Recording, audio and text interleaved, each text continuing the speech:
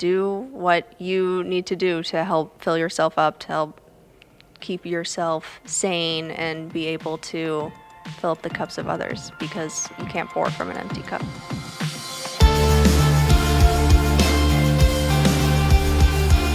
Hello, everyone, and welcome to the What You Don't Hear podcast. This is a life podcast. It's a story podcast. It's a bit of an open journal dive into people's lives as I sit and I uncover the real story behind my guest's journey, finding out what makes them them and what makes them who they are, and uncovering the parts of their story that we otherwise wouldn't get to hear. I'm your host. My name is Ross Tyson. I'm a creative director. I've been known to dabble as a filmmaker here and there. I'm a freelancer of all kinds. But of course, in this case, I'm a podcaster and a person who honestly simply just loves talking to anyone and everyone about everything. So, as it's been going around here lately, before I tell you about this week's guest and upcoming story, I need to first remind you that this podcast is brought to you in part by Promo West Productions, because yeah, believe it or not, we're collecting some sponsors around here, helping me keep the lights on, and right now, I've got some wonderful shows coming your way to share with you via Promo West. Because talking about Columbus's music scene is one thing, but of course, experiencing it is another. So if you're interested in catching a live show, you can check out one of these upcoming taking place at the Newport Music Hall, brought to you by Promo West. They've got Billy Howardell on June 29th, Sleigh Bells on August 14th, Who Said Christmas Can't Happen in the Summer. Then they've got Architects on Saturday, September 10th. That is going to be a badass show, if I can say so.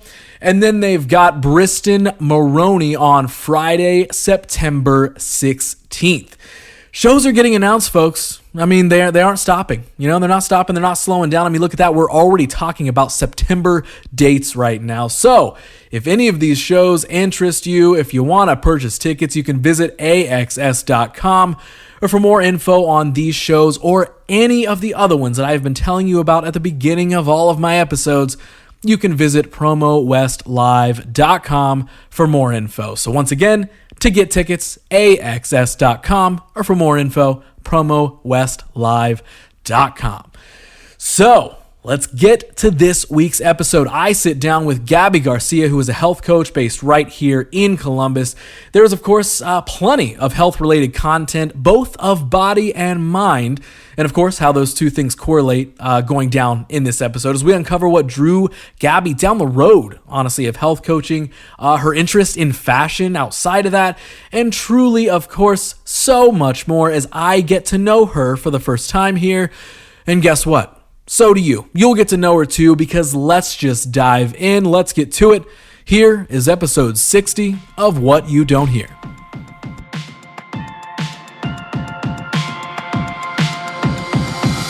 Let's make a podcast. Okay. Do you want to do this? Yeah, let's do it. This will be a good time for you to be like, actually, no. I gotta go. Actually, yeah, like I don't really want to do this podcast at all. Gabby, welcome to the show. Thank you. Thank you so much for having me. I am so stoked that you were down. Reached out via email, and you were immediately like, yes, let's do it. Let's make it happen. And that was so exciting because, like I was telling you before we started rolling, like I found you through Wonder Jam, the friends over at Wonder Jam. And you have been honestly on my list of guests that I wanted for a while, actually, just because I saw like all the things you do, and I'm so interested in learning more about all of that. And obviously that's how I got introduced to your stuff, was Wonder Jam, did a lot of your branding and all that sort of stuff. So even for me, because we are meeting the very first time, and anybody listening, who are you and what do you do? Oh, who am I? The floodgates have opened. Seriously, I feel like I'm on Brene Brown's podcast or something like that. Tell me your story. Tell me your story. I'm Gabby Garcia. I'm born and raised in Chicago, outside of Chicago in the burbs. Came to Ohio for school, Miami University. Moved to Columbus, partly for work, partly for my husband, boyfriend at the time. And been here ever since. I've been here for about 10 years. And started working retail. That's what I really wanted to do when I moved here. And I've always been into like styling and it was a big like creative outlet for me. Okay. I've always been like kind of that friend. I'm still that friend. And I really loved it until I didn't. And retail is one of those career paths, I suppose, that you can burn out very, very quickly. It's very demanding. And I completely fell out of love with it. And I've kind of was doing like some soul searching, and I'm listening to a lot of podcasts, reading a lot of books, figuring out what like I want to do. I realized that this is probably when I was like late 20s. Realized that there had to be more to life. Like this isn't it for me. And so I really started like digging in and realized, or really just stumbled across a podcast from, I could tell you like the exact moment. It was a Goop podcast. I was sitting in LaGuardia Airport waiting for my mom to land. We were going to this family thing and realized that I could become a health coach. I didn't even know what a health coach was. And I'm listening to this and the wheels are definitely spinning. And I look into it further. I go to my health coach training program. I guess I don't really know like a technical term for it. But I went to the Institute for Integrative Nutrition. That's a school. It's like the biggest integrative nutrition school in the country, I believe, potentially the world. They serve a lot of other countries than the United States. And I loved it. I kind of fell into it like this is exactly what I'm meant to do.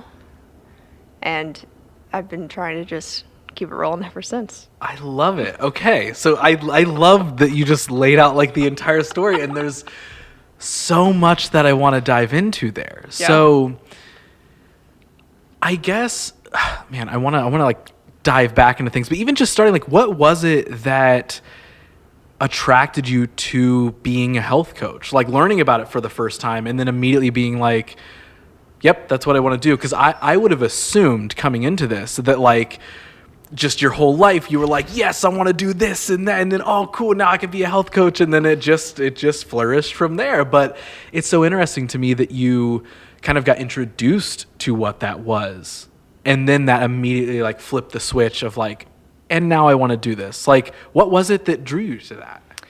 That's a great question. I think accumulation of things, really, probably from when I was born. My dad's a doctor. He's a gastroenterologist. So I've grown up in Western medicine for my entire life, being very familiar with it. I even worked at his office for several summers when I was in college as a receptionist, and getting kind of that look into how like a small practice runs. My mom, on the flip side, is obviously also a huge influence on my life. Always was one to like shop organically before shopping organic was like a thing. Always into like Eastern medicine, like holistic practices. Like I've been going to the same chiropractor since I was like 8. And just being more introduced into like those other healing modalities at an early age, I think had a big influence, knowing that there are other options really. Okay. Yeah. So there was that introduction kind of early on that at least like planted that seed a little bit. Yes. To where then once you found out like later on, like, oh, it's not just like, oh, you have to be a doctor or you have to be a chiropractor. You have to be like, there are other ways to help people become more healthy. Yeah, and I didn't really realize that at the time, not really until I started doing more research into like this career path. I was under the impression that any kind of doctor or chiropractor, acupuncturist, any of those kind of traditions, if you will, had like a ton of schooling involved. And so this is after I've already been through college. I was probably, at least 5, 6, almost 7 years out of college. And so the thought of going back and doing like a 4-year program for an exorbitant amount of money was Yeah. not really on my to-do list. Right. So what did you go to college for? Was that like the retail, like the styling or anything like that? Or? I didn't actually. Miami didn't have a fashion program, Okay. at least at the time. I went, what was my degree? Mass communication. Okay. It Okay. was like the bucketed, easy.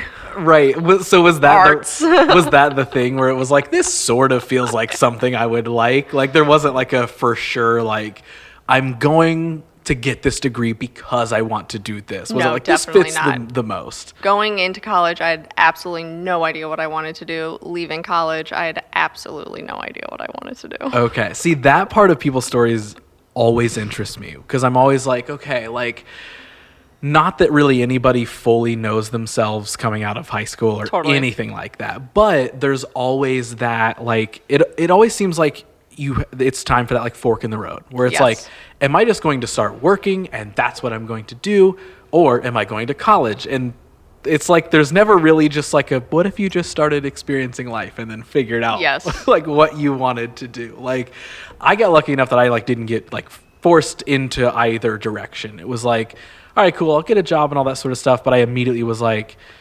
college is not for me. I don't want to go. And somehow even being like a dumb like 18-year-old kid, I still had the foresight enough to be like, I know that like going and learning something like I knew that I wasn't going to go and get what I wanted out of college. Yep. It was going to be very much like I'll find the thing that fits sort of and then I'll just take it or whatever. And for better or for worse, I just dove headfirst into the creative world and now we're here. Here we are. But so like even like going back even further, like what was growing up like? It sounds like there was a lot of like healthy like things implemented in like childhood and everything. Yes and no. Growing up was great. I had an incredible childhood, really incredible. And I was a gymnast. I guess that's a huge part of my story. Yeah. I basically lived at the gym. I did gymnastics through high school, but when I got to high school, I quit club and focused on like my high school team, which in hindsight was like really a joke and whatever. The high school team Yeah, was? the high Okay. school team. My heart wasn't in it. It was really just like to put on my college application. That's fair. I love the people. The coaches were another story. But yeah, I lived at the gym since I was probably 6 years old. People would joke like all the time I was just like a tiny ball of muscle. I was very small still as a child. But I ate terribly. And so my parents would just give me, mainly my mom, just anything that like I would eat. So like McDonald's chicken nuggets, fries, mac and cheese. I was an incredibly picky eater. It sounds like we ate a lot of the exact same things. So So it wasn't until really, I mean, it's in college thinking of my diet too. It was just like disgusting, like Hot Pockets and God knows what late night food.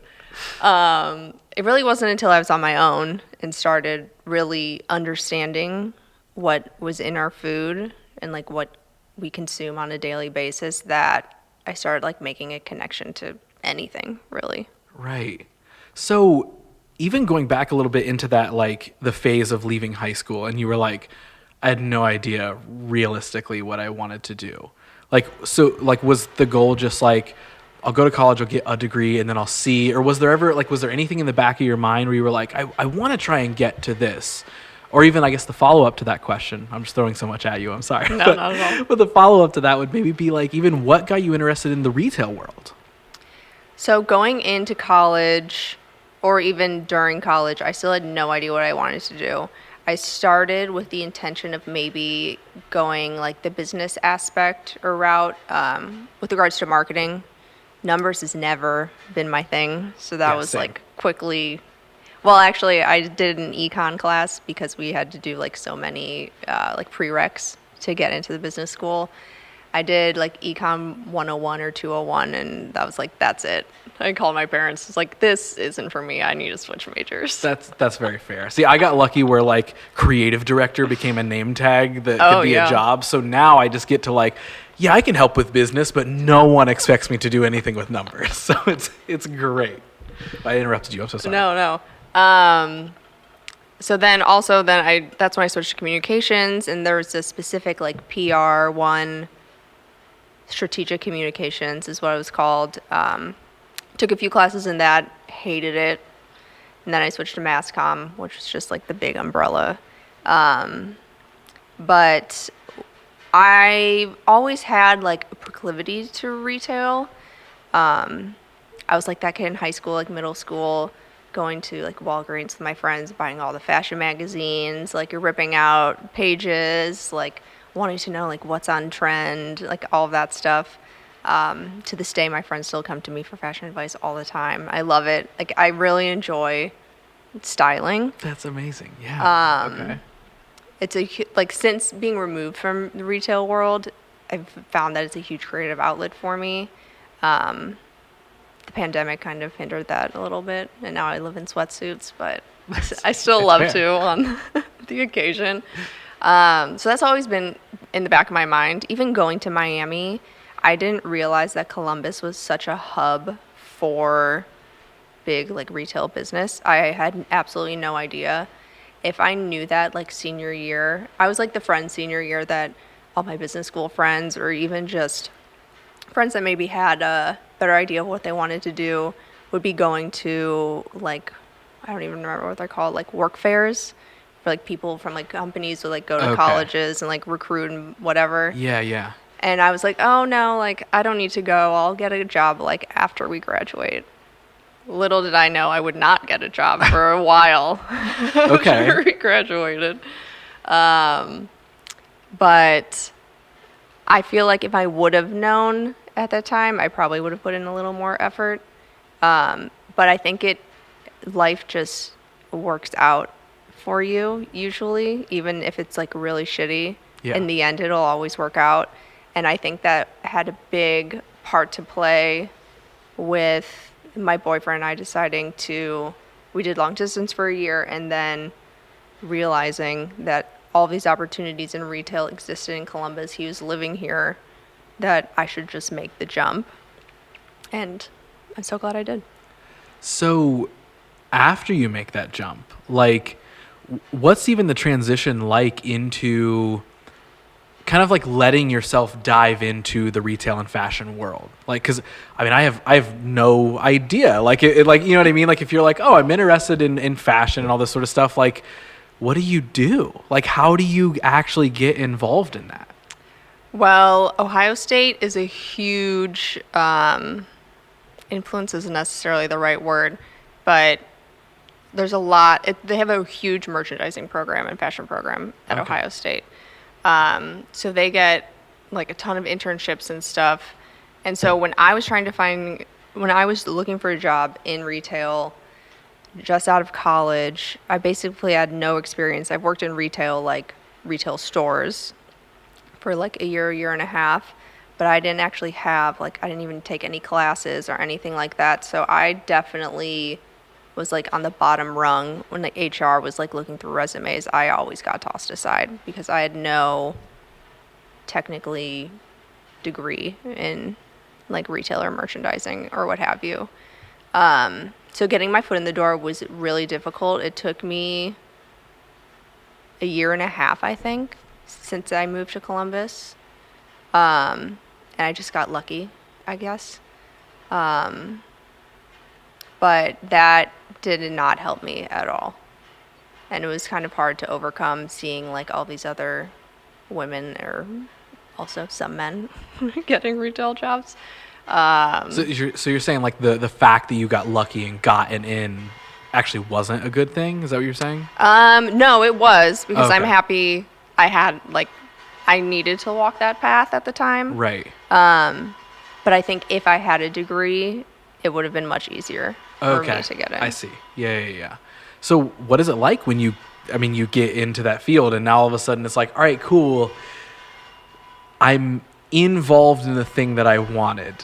But now, like, that's always a hard part, I think, for all of us, is like you're really interested in something, and when you're on the outside looking in, you're like, I just want to be in there so bad. I just want to be involved in that. I just want to have that in my life, whatever. And then you do, and sometimes it's like, oh, wait, now there's like all these new levels of all this new work and growth and experience that I have to dive into. And maybe I'm not like super equipped, or I am equipped, but I'm not here yet to like use what I feel like I know and everything. So what was it like once you started to like actually dip your foot in everything? Totally, because I feel like from the outside in any role, like you always like look at that with like some rose-colored glasses, right? Like, oh, this like must be so awesome. Those people are just like living the dream. So when I got into it, I definitely had that mindset. I was like, I've like achieved a huge goal of mine. Like this is what I've wanted. I'm starting at like the absolute bottom, and I don't care. Like this is great. Like I'm doing something. I'm getting to know people, and I really liked it and worked hard for a while, probably like 2 years. The more like I got to know people, more different. Yeah, to your point, and there's all of these different aspects and departments and things I didn't even know existed, quite frankly. Even though I was felt like pretty well versed in the retail world, I think it wasn't until I started feeling like really comfortable in my role, and was like moved up a few times. But then looking up, seeing like what's the next step, like what are my boss's roles, like what are their roles, and kind of looking at it a little more holistically, being like, I don't think I want to do that.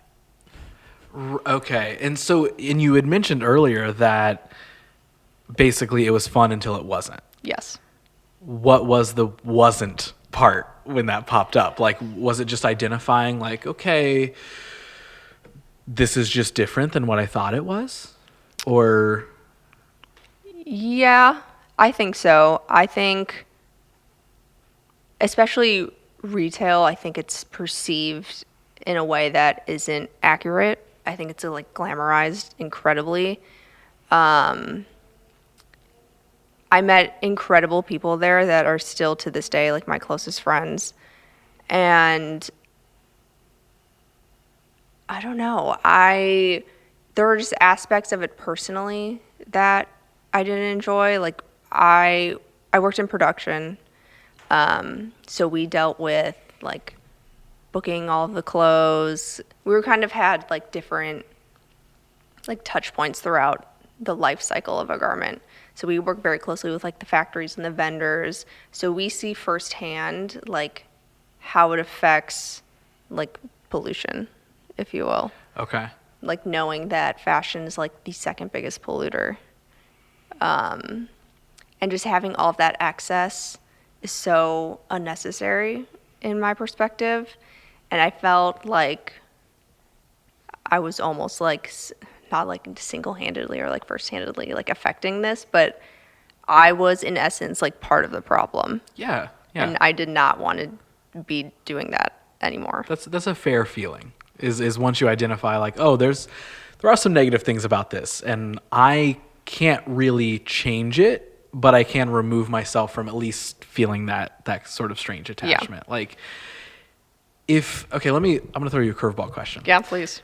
If you right now could go back and talk to younger Gabby, who's getting involved in that fashion world, like what would you tell her? That's a great question. I've never thought about that, honestly. I think I would tell her to still like go feet first, like dive right in, because I think that experience was incredible. I don't take it for granted or regret it at all. It taught me so much. Like I gained so many incredible relationships from it, like first and foremost, that I don't think I would do anything else differently necessarily. I love that. Okay. Now, let me ask you this. So if somebody is listening to this and wants to enter the fashion retail world, what would you share with that person? Intern as many places as you can. Yeah, get as much, I guess, experience as you can to really, there are so many different facets that you could go into, that I think become more difficult once you're like more established, like an actual employee, which I guess totally depends on the brand and who you are working with, I'm sure, because a lot of people I had in my corner were definitely lifting me up and wanting me to like follow the path that I wanted to take, even if that meant like leaving their team or like completely changing categories. But yeah, I think you just have to focus in like what you want. Know, I guess also that there are always going to be aspects that you don't enjoy. But as long as what you do, like if that's more important and you find more joy in those, then I think that's great. Okay, so jumping back kind of into the timeline now. Yeah.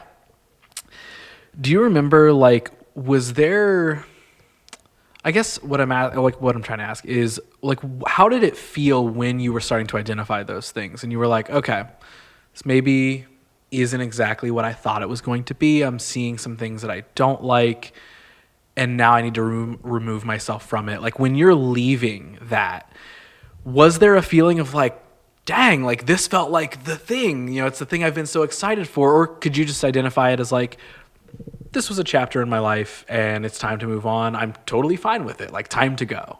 Oh no, I definitely was like, what the hell am I going to do now? Okay. Like, I knew like in my gut that I couldn't stay here. It was like one of those, I forget what, there's like a phrase, but like staying this, like being okay with like staying the same and like not changing. I was not okay with that because I knew if I didn't take a step forward really in any direction, that I was going to end up like resenting myself and being completely miserable.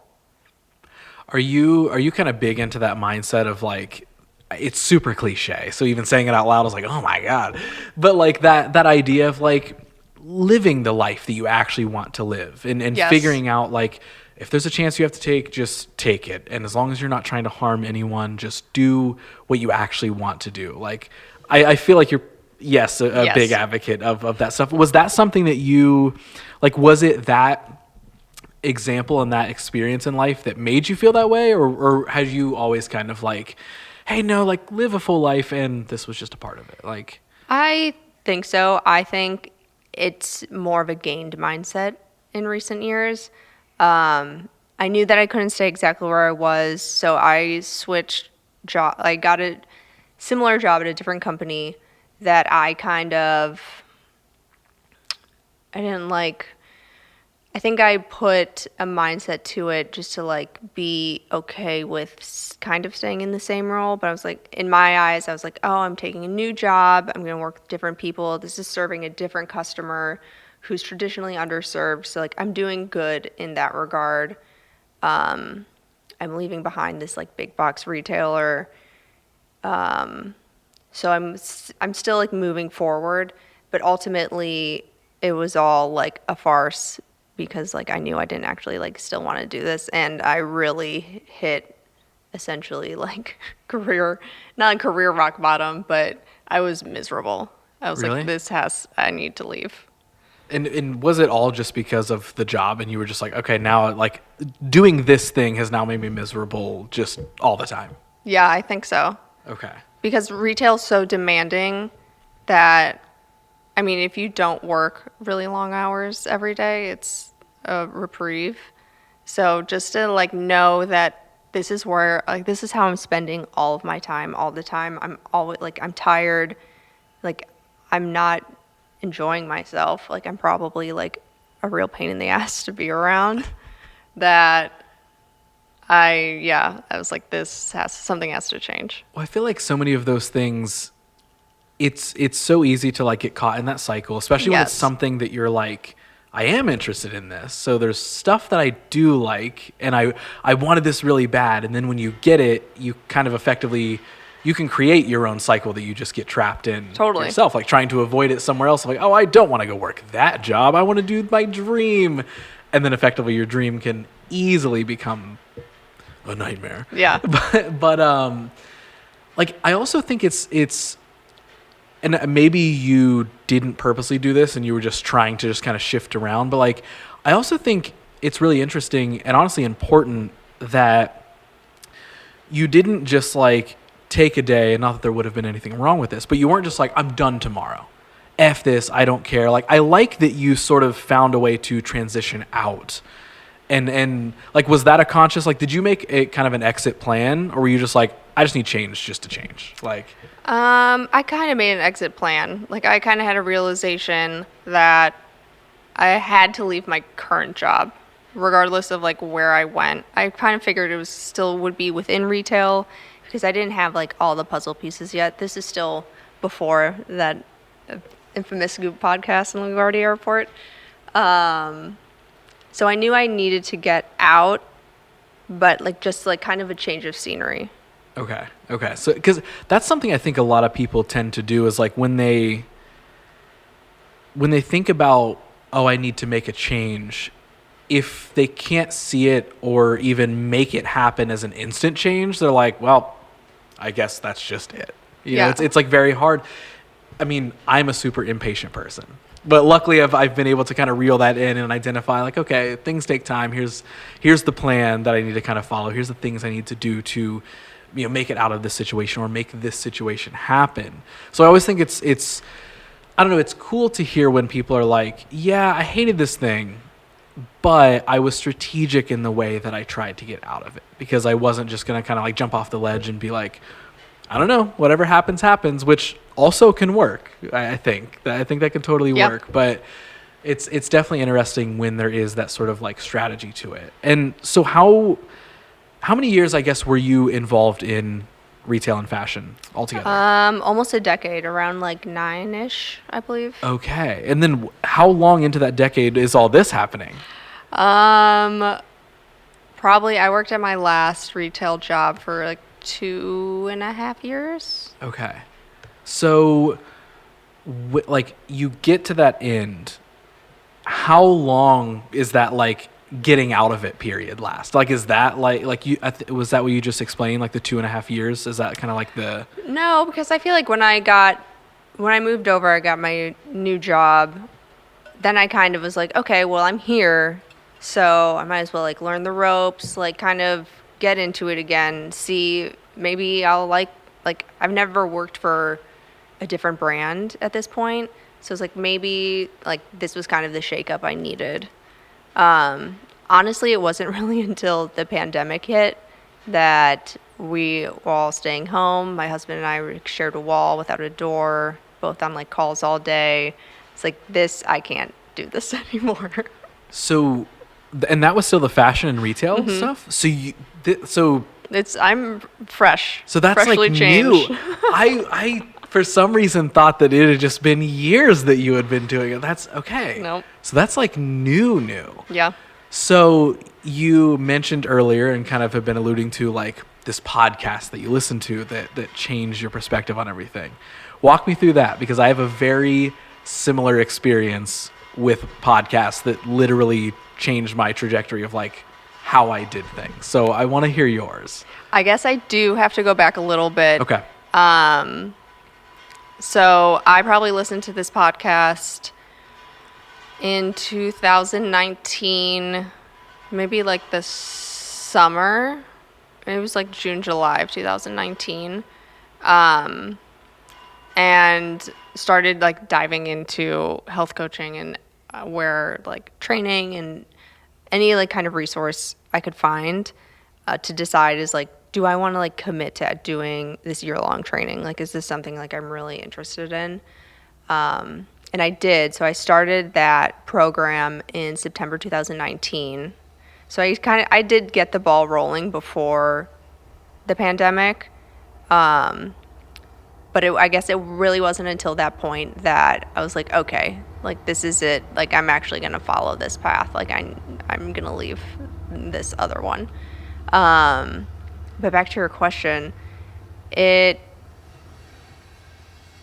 don't know. I guess it just like, I felt just like my eyes opened, like for the first time. This world that I didn't even know existed, like became clear, and it felt like the pieces were falling into place in a situation that I felt like incredibly lost in, if that makes any sense. Yeah. Well, I think like that, even though it's become such a cliche thing that like everyone has a podcast, there's a podcast for everything now. Like, and when people are like, oh, that podcast changed my life, like that's a cliche thing to say now. But I do think like getting through all like the silliness of how that sounds, like I do think it is super important to hear other people's perspectives or what they went through. Like that's what it Oh, was absolutely. for me, was like, yeah, I was just in a complete rut of, you know, I had been like freelancing for years, and like, yes, I was growing and all this sort of stuff, but it was just like this really, really like hard period where nothing was working. I didn't feel good about myself at all. And I started listening to a podcast that was pretty much this show, which is why I now do it. But, you know, it's the same thing where people just having like raw, unedited, you know, authentic conversations about their life and their story. And a lot of these people are like, you know, successful in these different ways. And it was that story, not just like, here's 10 tips to grow your business because we're dope. Like, it's not that. It peeled back the layers into who are you as a person and what have you been through? And then how did you then get yourself to where you are now? And I know, like, for me, hearing those sort of things, like, it was never anything direct, but it was hearing, you know, people even explain, like, what a positive mindset really is. Yeah. You know, it's not just some, like, hippie phrase that's, like, believe and then everything's all right. You know, like, I heard people, like, putting, like, real energy and effort into these explanations that really broke it down and made it way more logical. It sounded less magical. And 100%, like, there was, like, a month at the beginning of, I think it was 2017, where I just sort of like listened to this podcast nonstop. And I would just like, I would listen to learn. You know what I mean? Yeah. And like, Oh, definitely. okay, these stories are interesting. These people are interesting, but what are they saying? And like literally I learned so much about just like controlling emotions and how to genuinely work like smarter and not harder, and not even in a business sense, just in a life sense. You know, don't hustle and grind yourself into the ground and think that that's super cool and that's how everything works. Like, and I could go on and on of a list of a ton of things, but it literally changed my perspective on how I interacted with everything in my life, from business to personal and friendships and everything. Like, is that sort of like a similar wave that you kind of experienced? We were like, Yeah. wow, all these new perspectives now. Like, did it make it all just seem more real and more possible? I think so. I feel like I've always been drawn to podcasts where I feel like I am learning something. I've always been, I guess, interested in the whole realm of wellness, or the entire like wellness space, even though that is so like vast. Everything about it, I feel like I find it so interesting. There's always more things to learn. There's always like new things coming out. I honestly like can't get enough of it. So when I stumbled upon this podcast, that's not even true. I didn't stumble upon it. I was a subscriber. I listened to every episode. Well, you know, you're scrolling through your feed one day, like, wait a second, hold on. And yeah, I was just a naturopathic doctor, and what she was saying just really clicked and resonated. And yeah, to your point, it made things that seemed almost like unreachable, reachable, and like made sense and was clear, and just really felt like it opened the doors. Do you feel like people often like a lot of us put walls up to that sort of stuff? Or do you think it's just like you have to be introduced to it and then you can understand it? Like, because I feel like I see, honestly, a lot of different stuff. Like, for me, it's like I don't think I ever really had walls up to that stuff. I just never, you know, no one ever explained, like, well, what does it mean to actually think positively? It's not just pretending that things are okay. What does it really mean? And how can you put action into that energy? But then there's also some people that, like, if you say, hey, what if you just didn't think like that? Or, hey, what can you do to solve the problem? It's almost like they're like, solve the problem? No, it just sucks. Like, do you feel like people often have their walls up to that? Like, and maybe even in health and wellness in either direction? I think it totally depends, as with everything. I think how I think the person's mindset going into something is huge because they could definitely have a wall up. They could have experienced something in the past that made them have a wall up that they don't even, they like subconsciously know. I find that with a lot of specifically health and wellness related things, like in my own practice. Old habits really die hard, and changing an ingrained habit, whether that be not eating like Cheez-Its every day or whatever it is, not sleeping 8 hours is really, really hard for people. And I think a lot of it is done subconsciously that people don't even realize that they're doing it. Yeah, I super agree with that, honestly. Because I feel like that even goes into like, and I don't know if you've experienced this, but I feel like I can often have like really good conversations with somebody, right? Where you get like that energizing conversation where they're maybe like sharing some issues or problems that they're having. And it's not that you have the answers, but it's just that you have like, you're lending an ear to them and you're offering thoughts or advice if they're welcoming to it, right? And so you sit and you're like, well, yeah, I kind of want to help you with whatever, you know, like maybe you could do this, maybe you could do that. Again, back to why podcasts can be important is because you're hearing someone else's perspective that you're maybe not thinking of. Also, often, like, I'll have those conversations, and in that moment, that person is very energized and they're very susceptible to what we're sharing. And they're like, yes, you know, the classic, like, I'll get started tomorrow. I can't wait. Do you often see that kind of like fall off with anyone? And it doesn't have to be clients, but maybe just like people in general. Like, do you have those conversations where it's like, yeah, Gabby, tell me all the cool health stuff and I love it. And then like a couple weeks later, you might check in and you're like, are you still eating Cheez-Its? What's up? And they're like, oh yeah, like, you know, it's whatever. Oh, totally. Yeah. And what I found is that you can't give people like too much information because it'll be incredibly overwhelming and then nothing will happen at all. Regardless if even they're like the most like gung-ho, like, I know like I need to change this and this, I want this and this outcome. And then you're like, okay, well, like, da da da da da, like, change this. And then it's like, okay. And then you're not there, or you're like, you don't have that, you're not like holding that person accountable at that time. And then it's like, oh, well, I like kind of forgot what they said, or I would have to do like this, or like go to this store and blah, blah, blah. And maybe that's not like, that sounds like a lot of effort. I don't know if I want to do that. And then you just you get stuck back in like the cyclical old habits that are hard to get out by yourself. Yeah. Well, I think so much of it is the action that you put into those thoughts.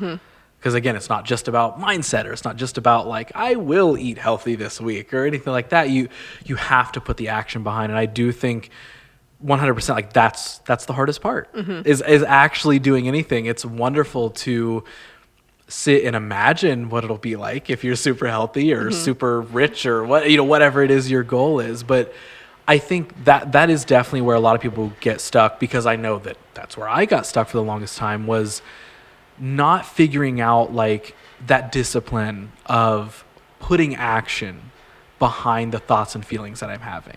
Like, one of the major things I feel like I learned, you know, from like the life-changing podcast for me, was like, what happens doesn't matter, your reaction to it does. Yes. And I have like clinged onto that since I heard it. I've probably said it way too many times on this podcast. But like ever since I heard that, I was like, oh, like that's what, like that makes so much sense. And when you say it, it's like, well, duh. But like when you really break it down, it's like, okay, this bad thing happened. 100%. Feel those feelings. Let yourself feel whatever emotions you need to feel. Anger, sadness, whatever. But at some point you have to put action behind making that better, or making that not as bad, or moving on from it, or like whatever it may be. And like that for me, like once I heard that, that's when like so much stuff clicked. Even just that simple phrase that sounds so, I don't know. It just sounds so basic in a way. Yeah. Where it's almost just like, well, just don't be mad. It's like, well, no, it's not that. It's totally be mad. But then what do you do after that? So like when you started kind of implementing a lot of these things, or I guess you probably already were, but like when did you even start putting this stuff into practice? Like, were you doing it while you were kind of doing the class, like the certification and all that sort of stuff? Like, did you just start saying like, hey friends, I'm going to do this thing. Let's talk about your health and wellness. For myself, I probably was doing it like when I started taking my classes, just because I'm of the belief, and I'm human, I struggle with this all the time to this day, that like I have to be my own best client, because if I'm not going to do it, then like how can I count on or trust or expect anybody else to do it? And I slip up all the time, but it happens. But what was my train of thought? There's also been like 77 trains going by, so I feel like every time I say something, I'm like, another train? It is. I'm surprised at how many trains. I literally going by. have never been here with this many rolling by right now. This like episode it. is brought to you by the trains. Nice Whatever. ambiance. Yeah, yeah, it really adds to the aesthetic of the room, the trains rolling by outside the window. Yeah, but action, I believe that, I mean, I totally agree with everything you just said about action, reaction, but also to your lovely cliche phrase, it really is all about your mindset. Because people, I find, love to have control, but then on the flip side, they also like to not take responsibility for any of their own actions. And so with doing that, I feel like you can't really get the fulfillment like out of life, to really just take this conversation to a whole another level. Let's go there. Because if you're stuck in that mindset or thinking in that way, that all of these actions are either not your own fault because they're somebody else's fault, or you can't do X, Y, or Z because of like the lack of control or whatever it is, I think that gets really, what's the right word? Just really like down and stuck. And the biggest thing I think I've learned throughout my entire learning, teaching, what have you, education, since I've started down this path, is that if you don't fill yourself up, or if you don't try and give yourself what you need, like the love, care, what have you, support, that no one else is going to give that to you but you. And if you start lifting yourself up and you start caring for yourself and doing what you need, then the people around you will feed off of that, and those relationships or whatever it is will change for the better as well. See, so that reminds me of another cliche thing I learned from a podcast that I ingrained into my brain, is the idea of be, do, have. Have you heard this? No, I don't think so. Phrasing?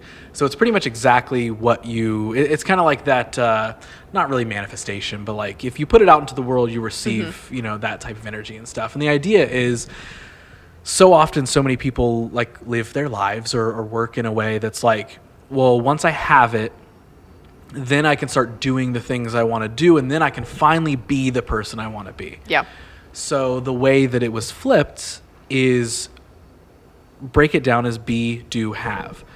Just start being the thing, the person that you want to be.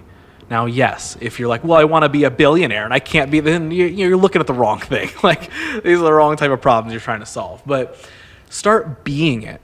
Mm-hmm. And then just start telling yourself that. Start owning that. Like, I am a this. Just start telling yourself that. Then start doing. Put the action to it.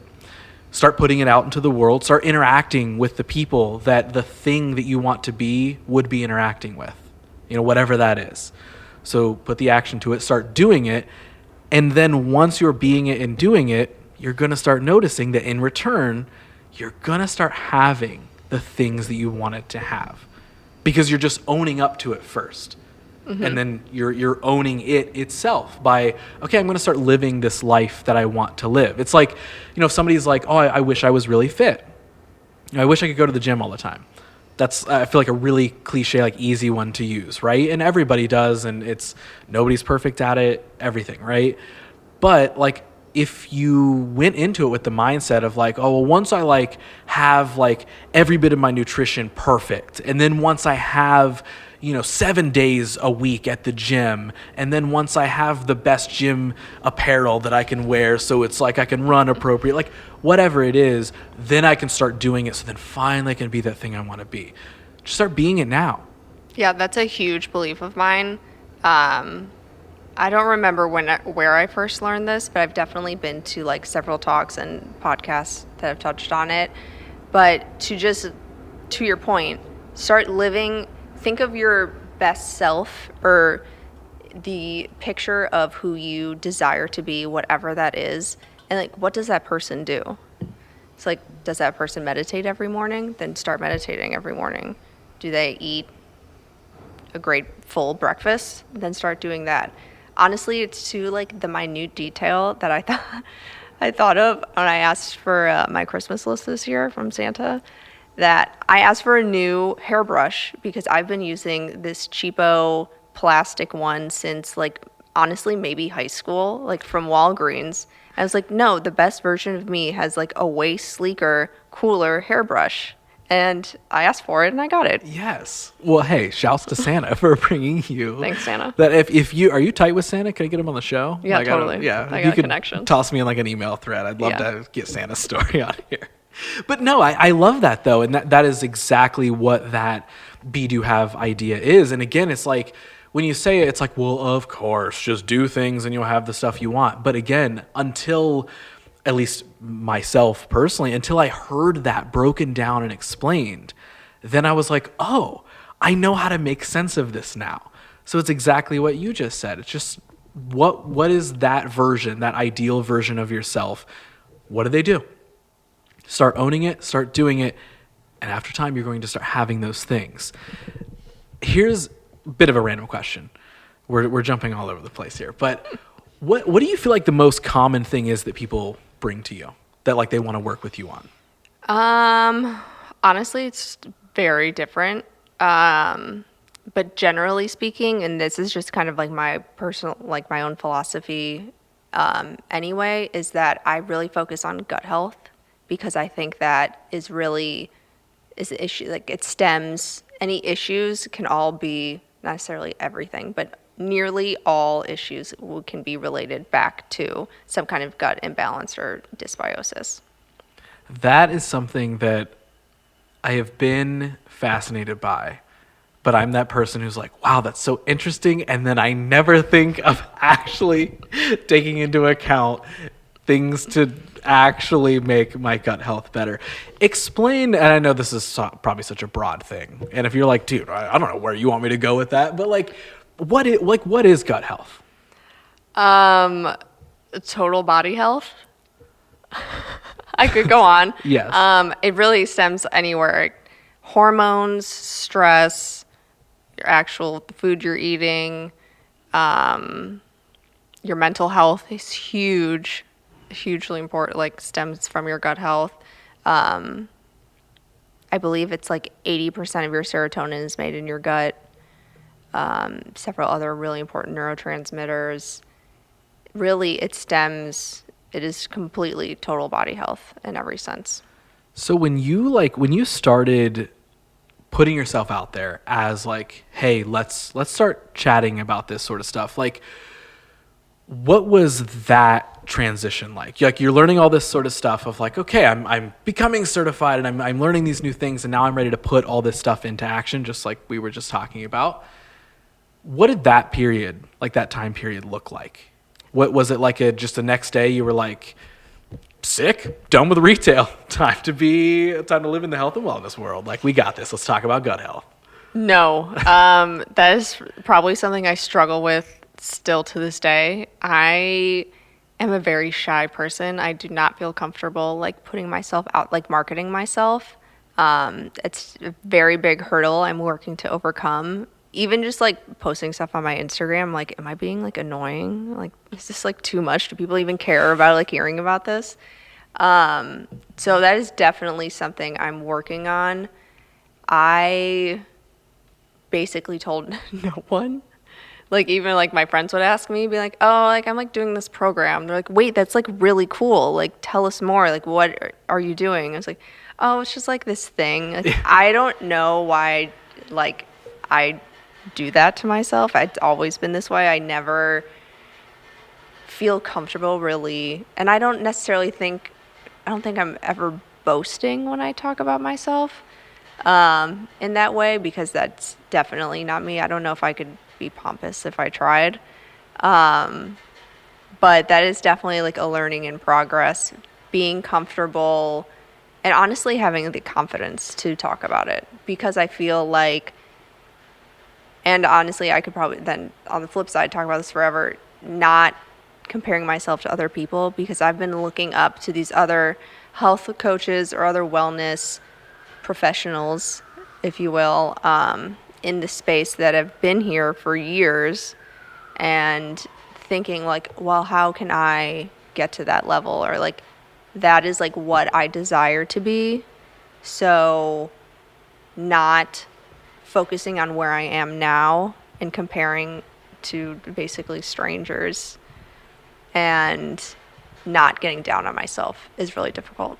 That is, I would say, often maybe like the number one hardest thing that I run into all the time. Like, and that's coming again. Like, we just sat for the last like 15 or so minutes and we're like, be, do, have, and do it and get after it and just be the person you want to be. But then we're also at the same time like, yeah, that's really hard though. Cause like you're looking at what those other people are being and doing. And then you're like, well, what don't I have? Or you're going to compare yourself. And that is a very difficult thing to like try and balance.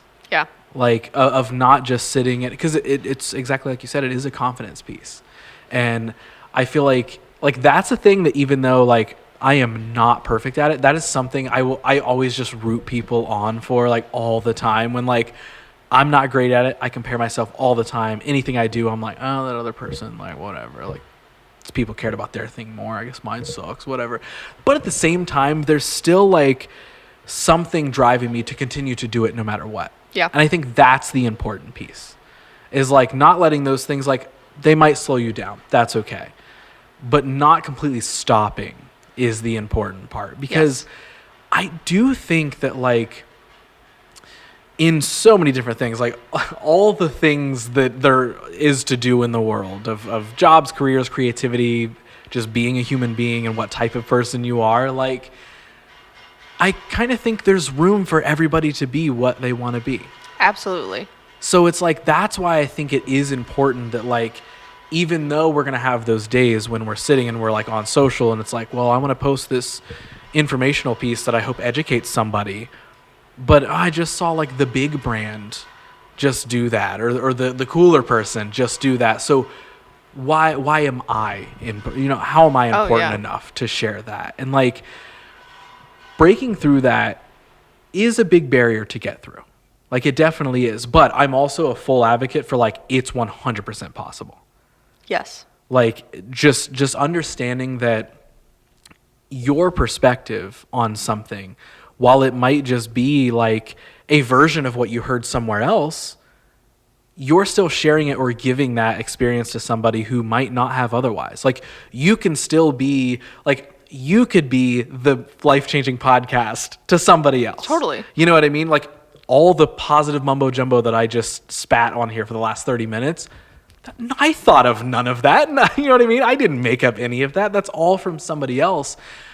But I now love sharing that and sharing what it's done for me and hoping that, yes, I do want someone to hear, those rants and explanations that, we're going to go on about mindset and be, do, have, and all this sort of stuff. And not just like, oh, those were cool quotes. But my hope is maybe it catches somebody at the right time and does for them what that did for me at a different time. So in a roundabout way, like, I feel like it kind of plays into that, like, it's not always who does it first sort of thing. Yeah. You know what I mean? It's more so just about, like, what are you doing with it? Maybe that's the more important thing. Like, what are you doing with the information? Because I think spreading any sort of positive thing anywhere is like, that's good.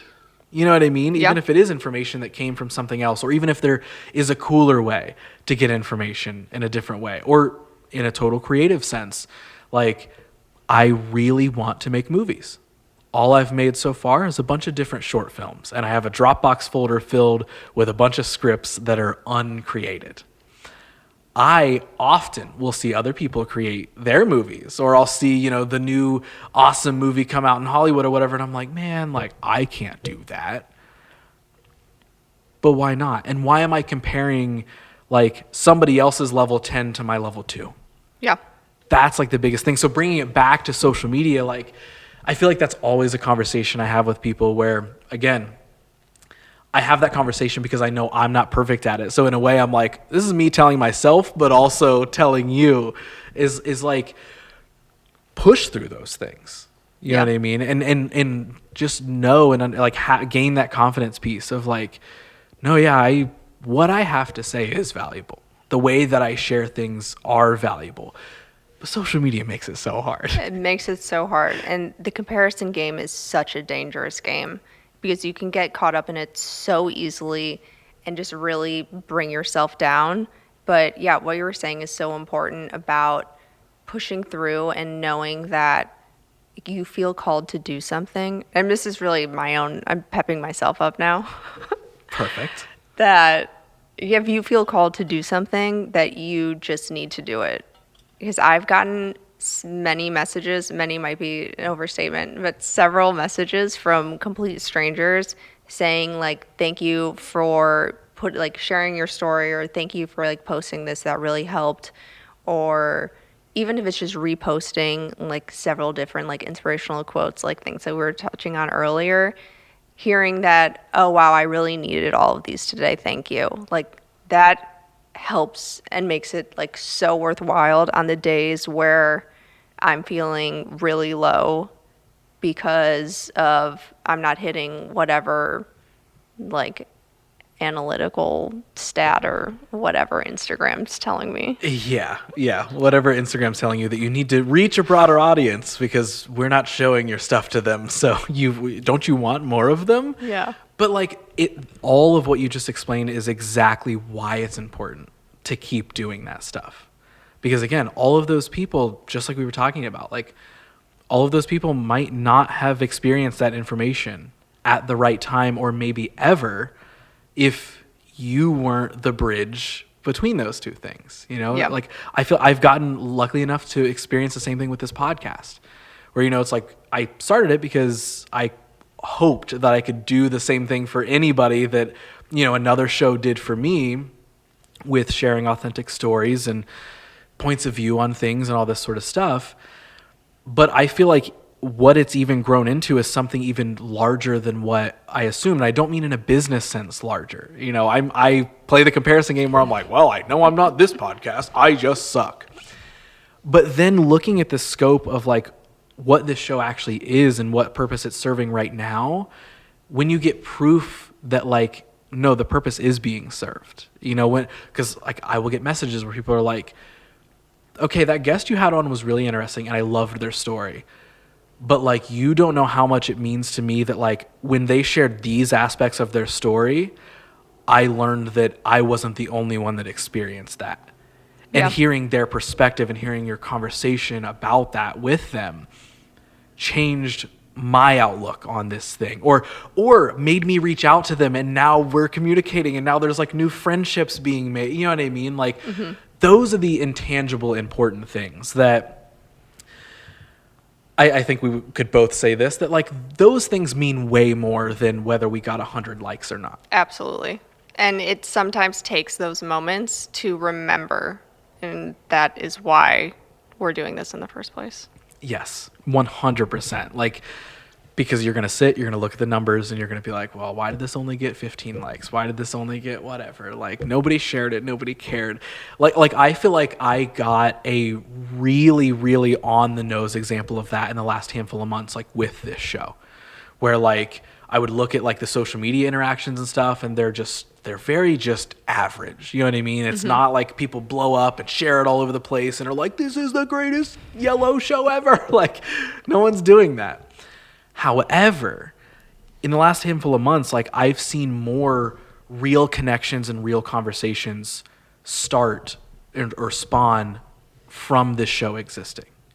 And new connections in both a business and personal sense being made that I'm like, oh, this stuff can still happen without those magical marketing numbers that were unfortunately kind of like sold on all the time. You know what I mean? Of like, well, if you're not famous, if you're not cranking the numbers, blah, blah, blah, like, then you're not successful. You're not like, look at this person who went viral. Isn't that amazing? And it's like, well, I mean, props to them, but so then it does, you often downplay the things that you're doing. But like for me, I feel like there was like a month where like oddly a handful of like those sort of situations that we're talking about all popped up at once, right in a moment where I was like, man, this like sucks. Like, is the show really growing? Like, is it? Because like it doesn't look like it is. But I can, like I can look at any numbers and be like, okay, cool, there's growth here, whatever. But it's like, I don't even like checking the numbers on stuff anyway. Like, I never go back and like look at these episodes' numbers. I just don't, unless I have to for like a sponsor or something. Yeah. You know what I mean? I'm never like digging into like, okay, how many people listened to last week's episode compared to the one before? Because I would rather just enjoy doing this. Yes. And if other people find value in it and it does grow, then awesome. And I feel like you probably feel the same way with everything that you're doing. Yeah, I mean, there's definitely a business aspect from my yes, side, of course. But what you were saying made me think that I've really been trying to dig in, or really more lean on the fact or the foundational idea that everything is energy, like literally everything. This was new to me as of like 2020. And I've really been trying to lean on it because from my perspective, what you were just saying is that because you are so authentic and wanting to share all of these stories and really believing in what you're putting out there, that the universe is going to respond to that. And going back to be, do, have, then essentially give you the things that you're really looking for.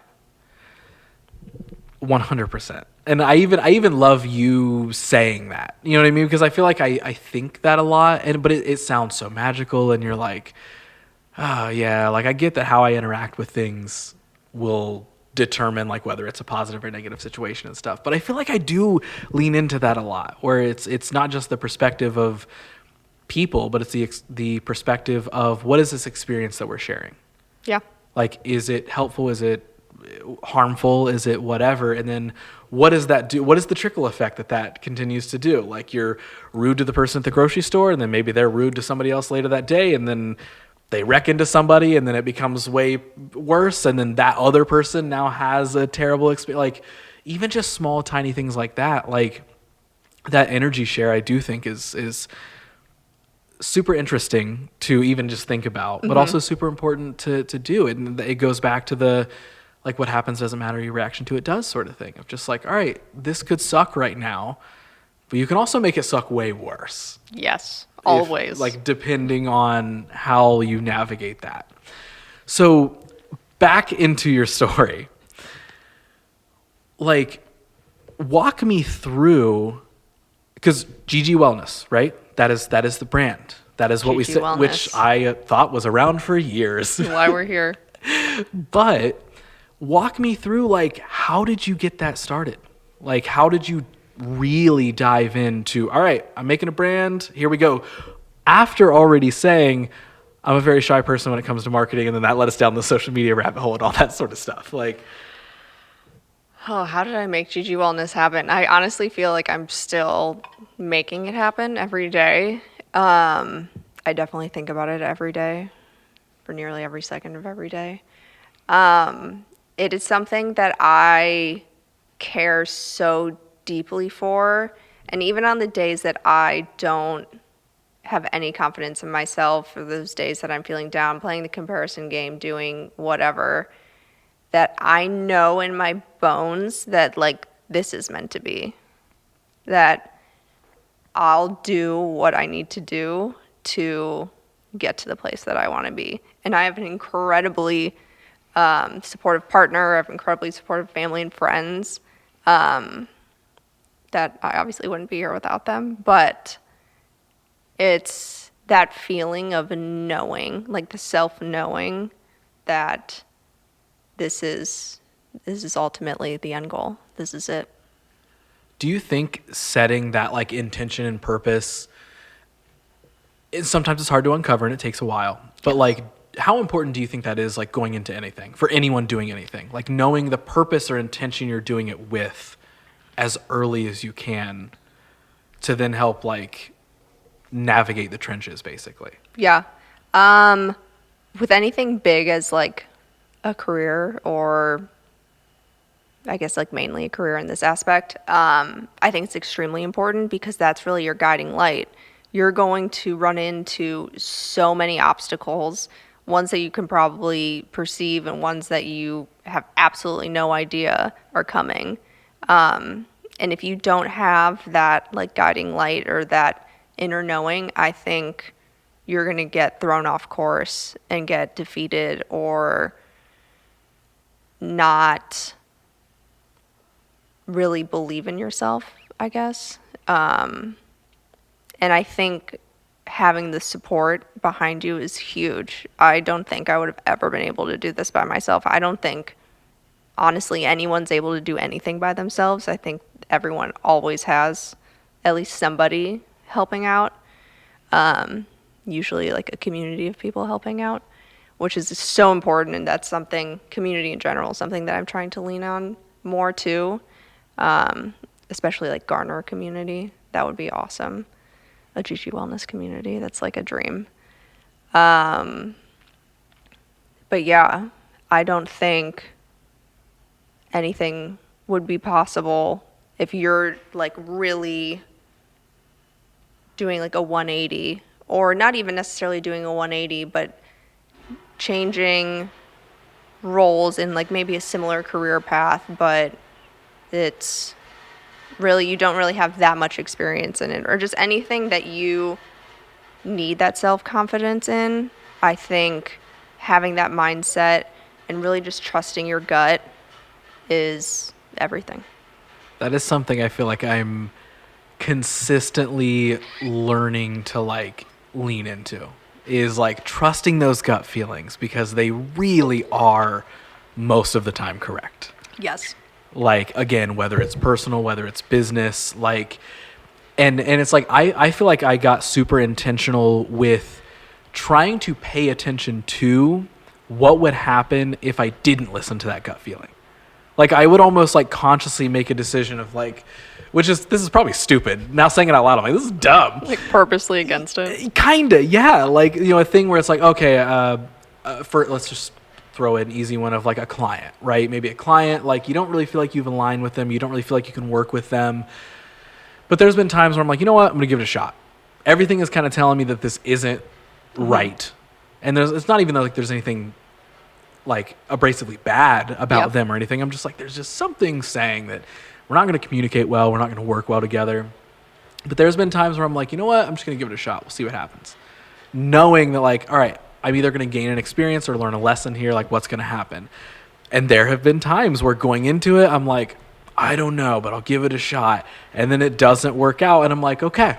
Like, I was actually, it's like almost some weird test where I'm like, I was right. Like, okay, like I'm learning to listen to that gut feeling a little bit more and really let those lead decisions, and not just like randomly of like, oh, this feels like this, so decision made tomorrow. Like thinking on it or plotting for it or planning for it or whatever, but being strategic about like listening to my actual self. Yeah. About what I need or what I don't need. And sometimes I feel like those answers are hard to hear.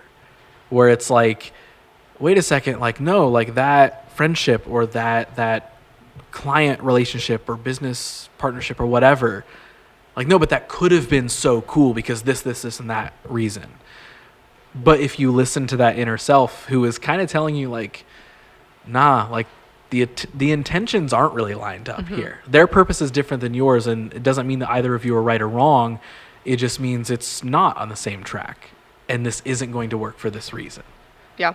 Like I've really tried to lean into that of letting that inner voice speak, Yeah. and help make those decisions of like, this feels right, or this doesn't feel right at all.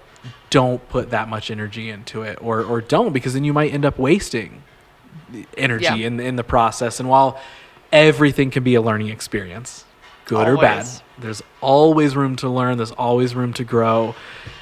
It is hard sometimes, and it's okay to try and avoid those bad experiences too. Like When you can. Yes. So this is probably a dumb question maybe, but again, we're meeting for the first time, so I have no idea. Now, are you like completely self-employed with GG Wellness, or is it like a balance of things? Is there like a day job and this is the thing? Like, walk me through that. As of December, it was not solely GG Wellness. I started a temp role back in my old cushy retail days. A very similar role of what I was doing in retail, but I'm working for somebody that I love, who has been in my very important person in my past.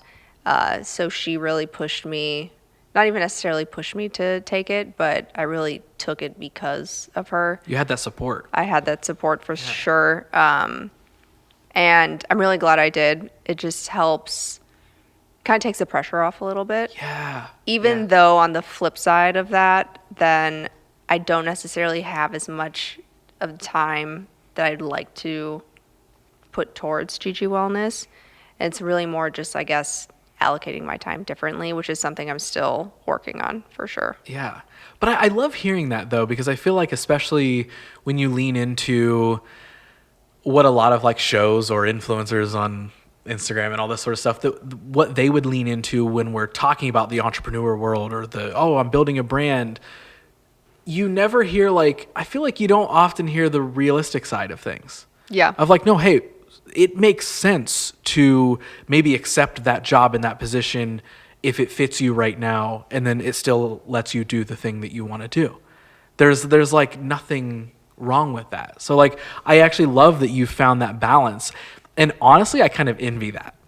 There are so many times where I'm like, why do I want to just be self-employed? Like, why can't I just go and do this thing? And I'm sure if I really put my mind to it, I could.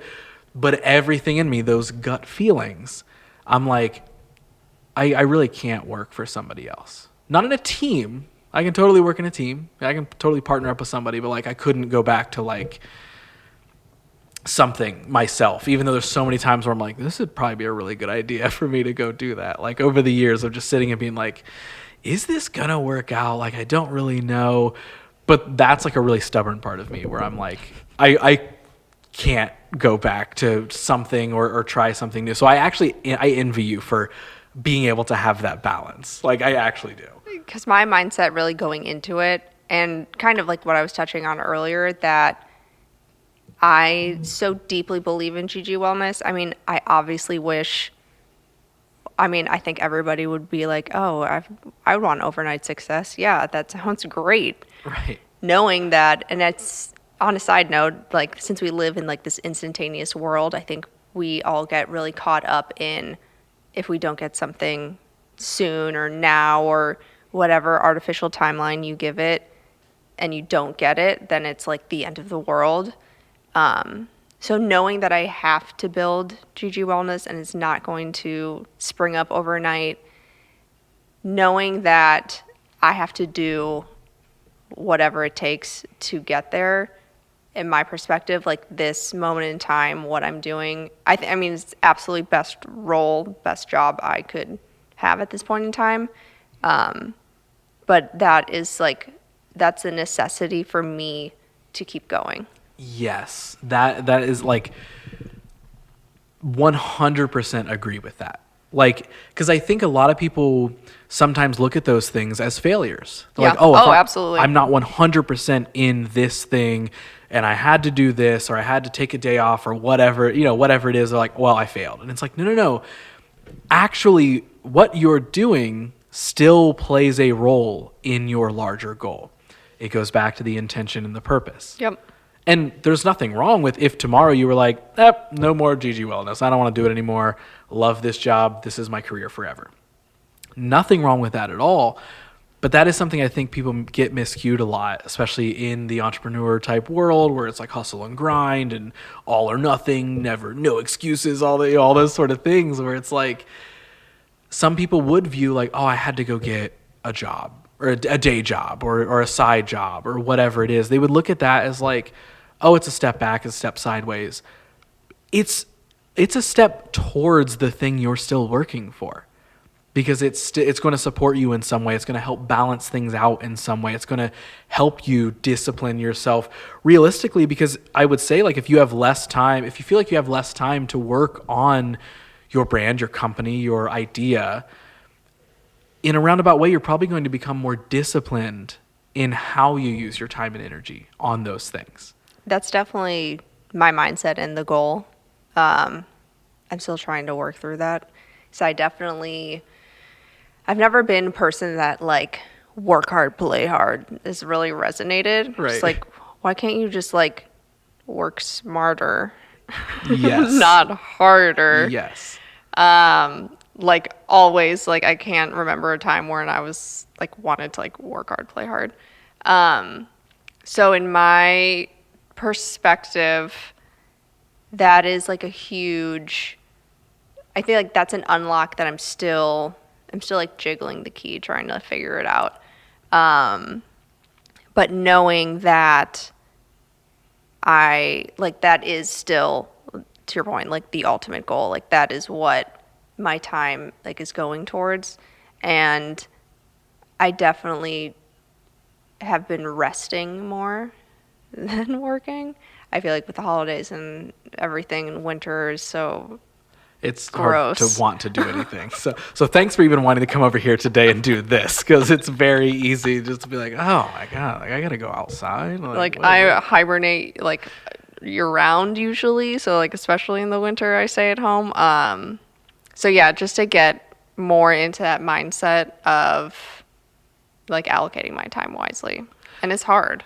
So what is it that like you enjoy so much about, like, I'll just say like the health and wellness world?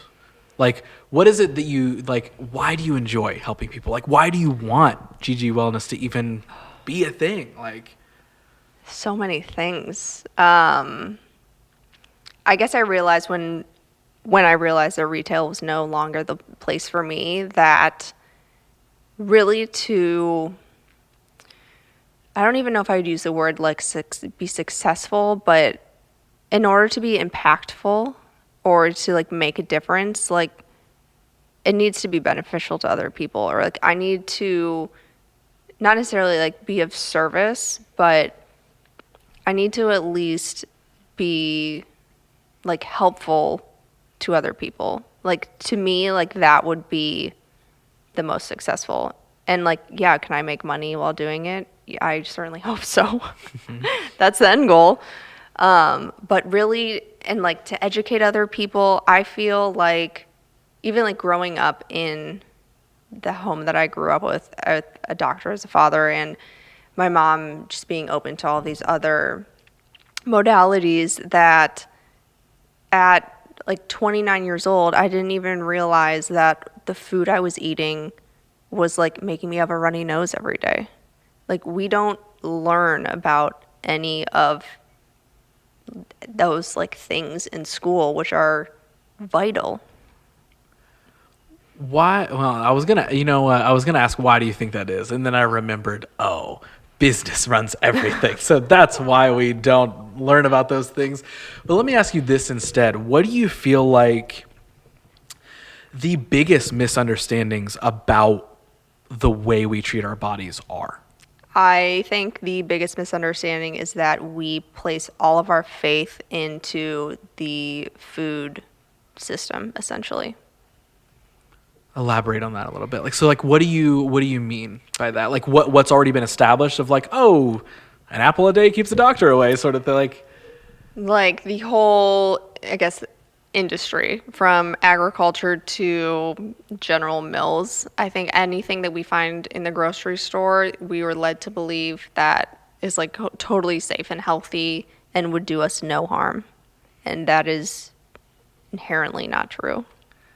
I feel like there's a couple friends of mine that are like health coaches and work in the health and nutrition world that I've like had on the show, and conversations I've had with them, like they've even kind of like revealed a little bit of like, hey, like, you know, all those boxes and packaging that's like got green all over it and like a leaf, like it's not always actually like that good. Like that is just a new branding tactic to like I'm sure that's accurate, and like that's Oh, a lot totally. of like They do marketing. The marketing of food companies is incredible. Like they get the big bucks and they deserve it because their marketing generally garbage. So where do you tend to lead people? Like imagine we are sitting down right now and I'm like, Gabby, I need help.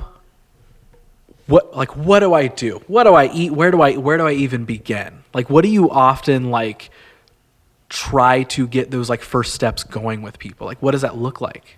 It totally depends on the person. I don't follow like any kind of format with everyone. It's really up to the individual. I believe in bio-individuality, so like every single person is different. One person's food could be another person, or foods could be one person's medicine or another person's poison. So I really look at the individual. Stress generally has a huge role to play. So I usually look at stress, sleep, movement, and then food obviously is huge. So if you're eating a lot of like processed foods, I would start to slow down or try and incorporate like what you could add in order to crowd out those processed foods, which generally are incredibly high in sugar. So that's really, I'd probably target that first if that were the case. I feel like that just as like an outsider who like I feel like I have the most like just like average eating habits. Like they're not bad, but they're definitely not good. I'm just like somewhere in the middle where it's like, yeah, I probably shouldn't eat that, but I kind of did. But I also stay away from this and I never eat or consume this. So like that's good. Like what I completely blanked on my question. Oh, I had it fired up and now it's just gone. I guess maybe even leaning into into those eating habits. Like, I know this sounds like such a bland question, but like, you know, if somebody's going to the grocery store, what are the general tips that you would share with somebody? Because like I've heard of like shop the perimeter Yep. and all that sort of stuff. Like, is that where your head goes with all that? Like, Yeah, it's really just to stay away as much as possible from processed foods and eat whole foods. I also got my question back. I just remembered it. Now, something I feel like we've kind of talked about both, but like with GG Wellness and the work you're doing with anyone, like, do you focus on, I know earlier you said like gut health is probably like the lead thing. Mm-hmm. And of course that branches out into the mental health and everything else, but like, do you kind of lean into both? Like, hey, let's talk about mindset and we're going to talk about how you're eating. Or is it absolutely. like, okay, so you do kind of like both like the nutrition, but also like the mental health balance as well. Yeah, I definitely view everything or each person like holistically. In my training, we're taught that there's primary food and secondary food. Secondary food's actually like the food you eat. It's what's on your plate. And primary food's like how you feed yourself in other ways. So your relationships, your career, your movement, your spirituality, a whole gamut of things that you could be eating the most perfect diet for you personally. But if any or all of those other things are out of whack, that you're never going to feel healthy. Do you ever have any struggles Well, I know all growth is a struggle, but like, do you ever have any struggles with any clients or anyone like being able to kind of identify those things in themselves? Like, not so much not listen to your advice, but more so like having those barriers up of, oh, well, it's not that bad, or oh, let's not talk about the mental health thing, or like even not sticking to even, I guess that's really specific of like not sticking to like maybe a program or something you're working with them, but do you feel like you run into many blockades with people like where you, because in a way I almost feel like we were talking about with the mindset thing earlier, in a way sometimes I feel like you're trying to help someone rewire the way that they work a little bit, and I would imagine that while that's a great thing, it's probably pretty difficult sometimes. Or do you think people just come to you again with that intention of, I'm here to get better, let's do it? Generally speaking, I feel like people are coming to me with that mindset, being like, there's one thing, maybe there's like one thing really wrong. And so they're like, I've tried everything. I'm usually like the last stop on the on the road, that they've already been to doctors and specialists or whatever. And they're like, I just can't figure out, like, this is happening. I don't know why. Like, I'm willing to do whatever it takes to figure it out.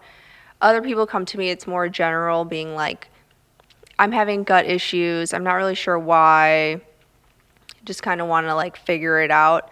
I feel like people usually have the most walls up, or ultimately like the first like, oh, like I don't know if I want to do that around food specifically, more so than like stress reduction or like trying to exercise more, because I think it is such, people have a lot of feelings around food and like what that means to them, or have like certain like nostalgia or comfort in things. So if I try and like suggest doing like an elimination diet, people are very nervous about it. I feel like I know, but just for clarification's sake, what's an elimination diet? So usually obviously depends on the person, but I would suggest eliminating like major like inflammatory foods. So that'd be gluten, dairy, sugar, caffeine, alcohol, maybe corn for some people. Dairy is a very hot topic. I'm doing no dairy-free Feb currently, okay. And I put it on my Instagram being like, who wants to do it with me? And like did a poll being like, yes, let's do it. And like, no, dairy is part of me. And only one of my best friends was like, yeah, let's do it. Really? Like, I'll do it. Everybody else, not that I got like a ton of like interaction, but was like, no, like you're insane. Like, absolutely not. I could never give up dairy. Interesting. Like, that's okay. Gotta try, guys. That's, yeah. See, you should have just been using your whole social media the next week just to give all these dairy facts. Like, oh yeah, everyone, well, look at this. What do you think like big misconceptions are that people have about change, like making a change into a healthier lifestyle? I think people expect instant results, like going back to that, or like overnight. Like if I start meditating daily, then I'm not going to be so reactive. Like that, ultimately, I believe that to be true 100%, but you might need to do it for a few months at first. Right. Yeah, that makes sense. That it's things like of that nature. Yeah. It's that like, oh, well, once I started, like I've been doing it for 30 days and there's not a major change or something. Like it does, I would say consistency is probably the biggest part of any of that, right? Absolutely. Of like actually sticking through and working on that discipline of like, all right, did we do it for a week or did we do it for 2 weeks and 3 weeks? And let me ask you this. And actually I had a similar conversation. Are you familiar with Dr. Hanisha Patel from here in Columbus? I don't think so. So she's a naturopathic doctor. I had her on the show a while ago. And we kind of got on the topic a little bit of like, because I'm fascinated with this and I really want your perspective on this, of like, what do you feel like the differences are? And you don't have to use like, well, with me, like you don't have to be like, put yourself in the hot seat. or I'm not even asking you to like choose a side or anything, but like, do you think there's like big differences in like a holistic approach to things or a naturopathic doctor, any of that stuff compared to big pharmacy Yes. type things or big doctors? Like, I don't know what the actual phrasing for that is. I'm just going to call them big doctors. Not physically tall doctors, but like, and I hate to make that sound like there's two sides, but maybe that's my like, do you feel like there are kind of sides in this? A resounding yes. Okay. Multiple exclamation points. Okay. Now, aside from the easy go-to of money and business, what do you feel like the biggest differences are? Because I feel like, if somebody goes to be a doctor and they work at a big hospital or something, they're, of course, probably, I mean, I can't speak for everyone, obviously, but like, I would assume most of them are like, yes, I want to help, I want to change lives, or I want to, whatever. But like, I do think there is a lot more, I don't know, thoughtfulness on like just being a health coach or almost like the more like independent side of things in a weird way. Is any of this making sense? I don't know if I'm just rambling. Yeah. Like, so explain to me, like, what do you feel like the differences are in like both sides? Like, When I was getting my own training, I learned something along the lines of that in med school, so in the entire 4 years of their training, they get like 2 weeks on nutrition. And I believe that our healthcare system is just set up in such a way that it's not necessarily like run by big pharma per se. They obviously have like a huge role to play, and insurance companies, which is like a whole other issue. But they don't have the time to spend with patients that is really needed to understand and view a person in a holistic sense. They see what they're coming in for. They've been trained in such a way to like look out for these signs. Oh, let's try this first because I only have, 15 minutes with this person. Send them out the door, and then they'll know that they're going to come back if it doesn't work. That's my perspective.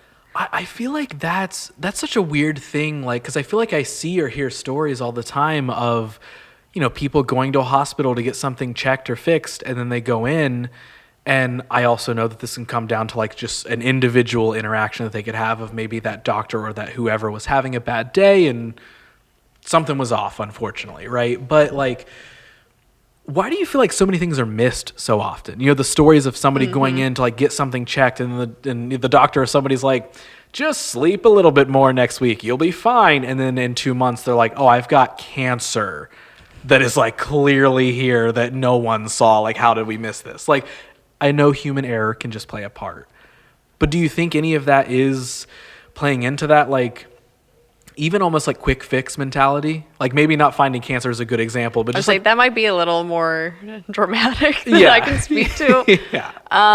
But yeah, no, I definitely believe that I don't think they have enough. I think that has a huge part to play. I don't think that's the full picture.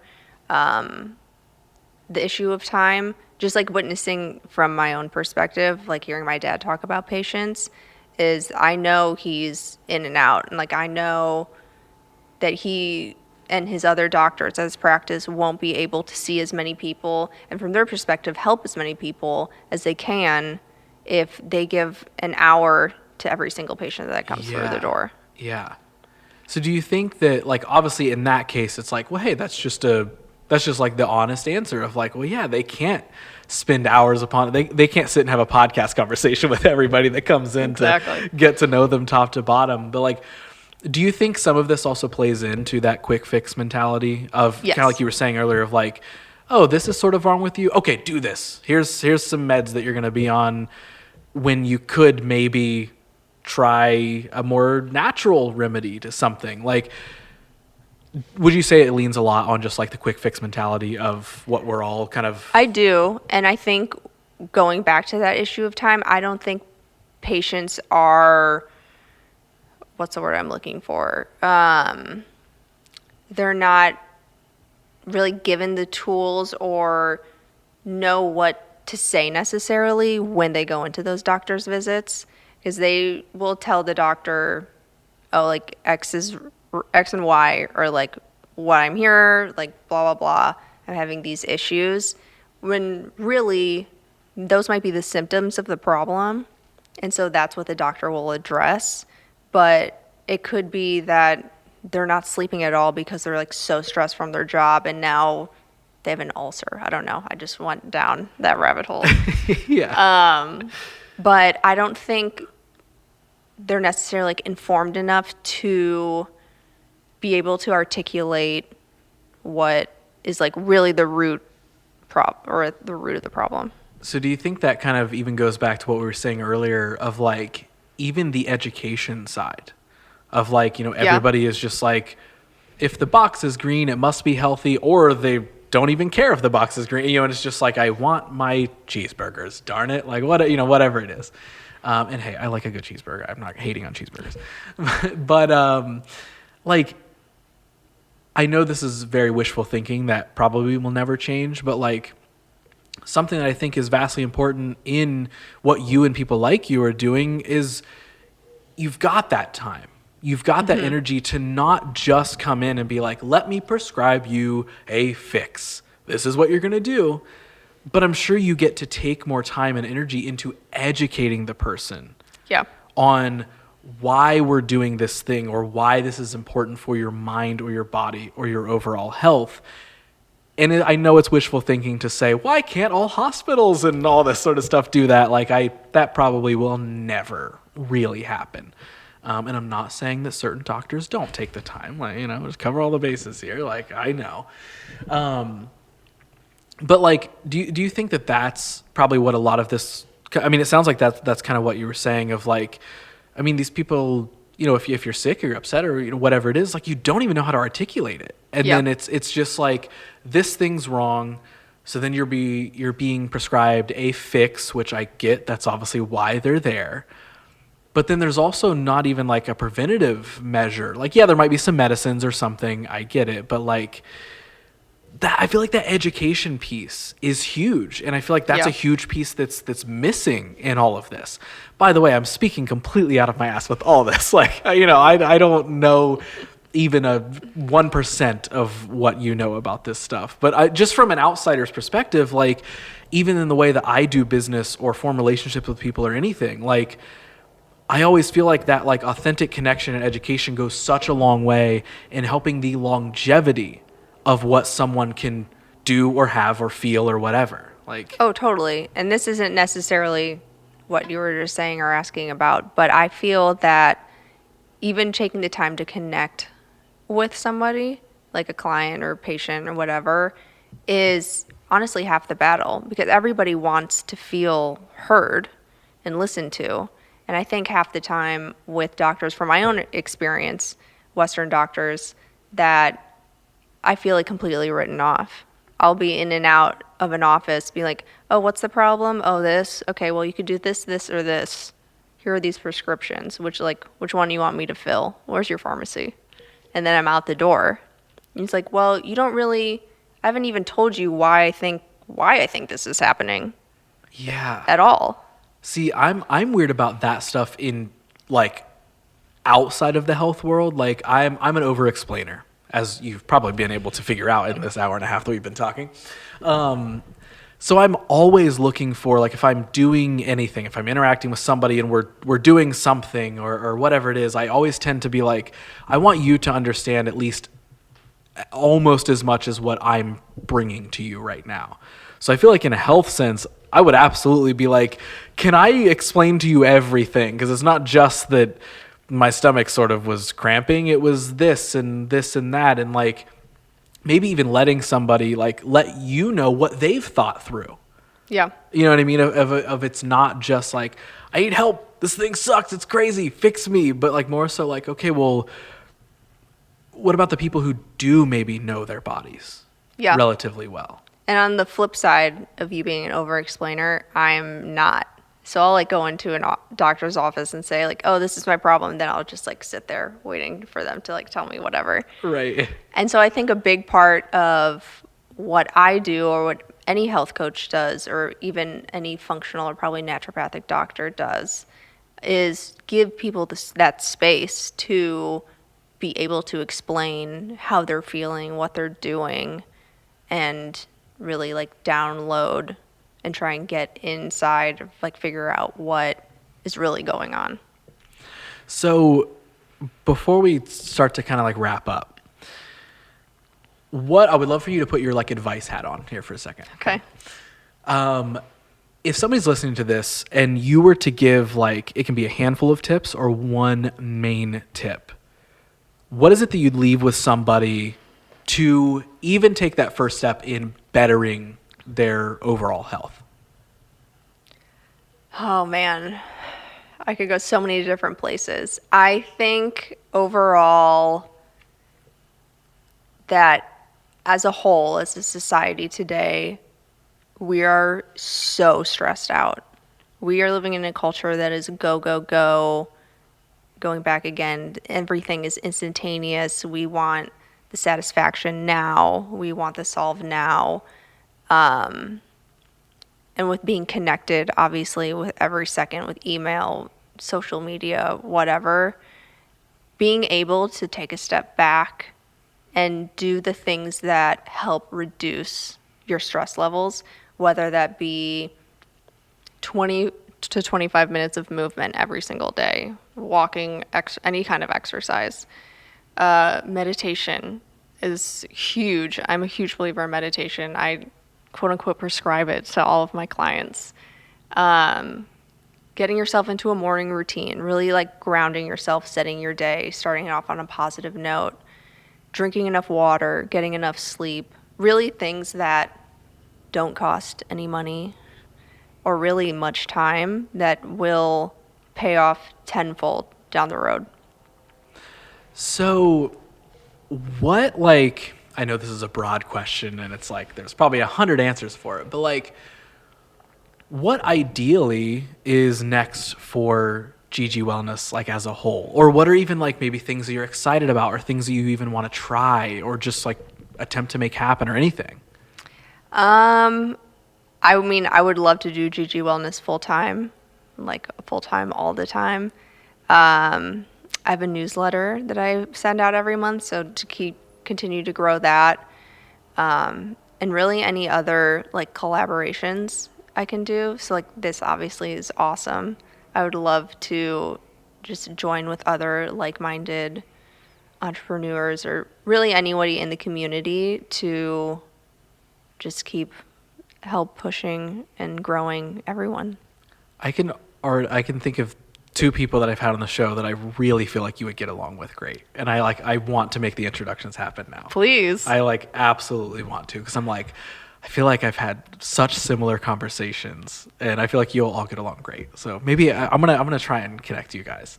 Also, I'll just ask you on the podcast while we're rolling. I do these things called 15-minute Fridays, where they're shorter versions of this show that are topic based and very subject specific, where we just blast through it for like 15 minutes talking about one specific thing. Would you ever want to come back and do those? Yes, absolutely. Like, I'd love to. We can talk about like very specific health and wellness sort of things and not the whole broad thing where Ross gets to ask 100 different questions everywhere. We don't need to talk about retail anymore. No, we'll do one just about retail. Like, tell me about retail. So I'd be stoked to have you back on those. I would love you to. Would ever like to do that. I would be so stoked. Is there anything that you feel like we haven't covered? Like, is there anything you were coming in here and you were like, man, I want to talk about this thing? Like, I always like to check before we end up signing off here on the show. I don't think so. I feel like, I love listening to podcasts and learning as much as I can, but I also know that it can definitely be very overwhelming, and hard to retain to information that you hear. So I don't think I have anything specific, but yeah, if I had one takeaway is do what you need to do to help fill yourself up, to help keep yourself sane and be able to fill up the cups of others, because you can't pour from an empty cup. I love that, and you kind of just answered my final question. You Shoot. sort of did. I'll still ask you in case something else pops up, because I wrap up every episode of this the exact same way, the exact same question. So I ask you to pretend that everyone in the world, everywhere, is listening to us talk right now. Okay. Pressure's on. Yeah. So you've got a live mic connected to everyone. They can hear you, they can understand you, and you get to share something with them. Would it be what you just said, because that was like a perfect ender? Or is there something else that comes to mind knowing that you get to share something with everybody? I think that I would kind of keep that as my ending, but maybe just expand a bit in like that, which I kind of think I touched on earlier a bit too, that you can't pour from, like, if you're not filling yourself up, you can't pour from an empty cup. But if you aren't giving yourself what you need, I think the things around you are going to display that as well. So if you are empowering yourself, you're giving yourself like the love and care that you deserve and that you need, that you're going to end up lifting up those around you and make everybody else better for it. I love that. That was Gabby. Thank you so much. Thank you so much. This was a blast. I am so stoked we got to make this happen. I'm even more stoked that you're down to come back for some 15-minute episodes. Always. And we can dive into like the details there. We can dig into like very specific things. Before we officially wrap up, we've been talking about GG Wellness this entire time. Where can people find it as we're learning to open up a little bit more on social media, get more comfortable with it? Where can people find everything you do around the internet? So I'm on Instagram at GG Wellness, and you can find me online at ggbwell.com. That's my website. Perfect. Gabby, we just made a podcast. Awesome. I love it. I'm so happy to be here. Thank you so much for doing this. This was a blast.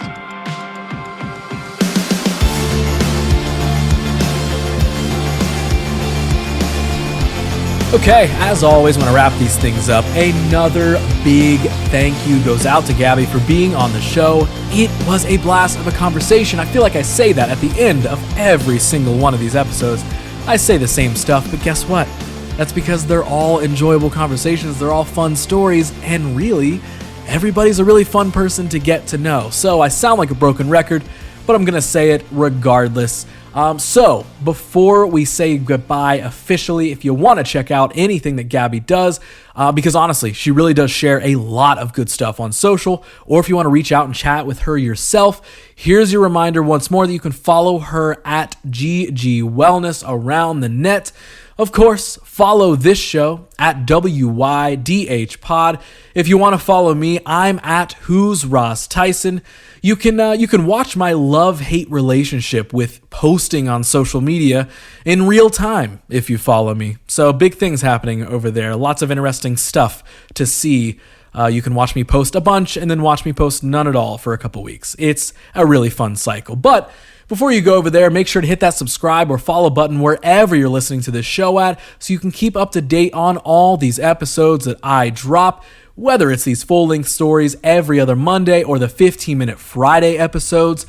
Also, I need to remind you guys more of this. Be sure to subscribe to my personal YouTube channel, youtube.com/Ross Tyson. That sounds super promoty, the way that I'm saying it. But that's where you can find all of these episodes in video format, is right there on my personal channel. And of course, as always, you can further support while you're over on iTunes or Apple Podcasts or even now Spotify by leaving me a star rating or a written review if you really liked what you heard. I can't overstate it enough. It truly, truly does help shows like this one a whole lot. So maybe toss a review up there, if you will. But the best thing you can do at the end of it all is tell somebody about the show in general, whether it's on social, whether it's word of mouth, however you tell someone, however you support. It's a one-man show around here, so even just letting somebody know that this podcast exists goes a long way. But that will do it.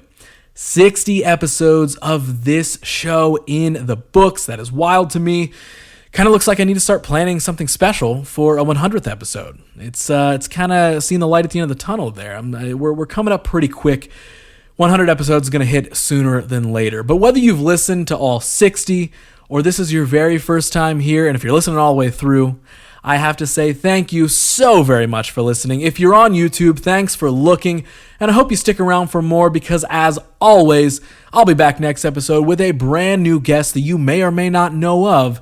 with a brand new story that you for sure never heard.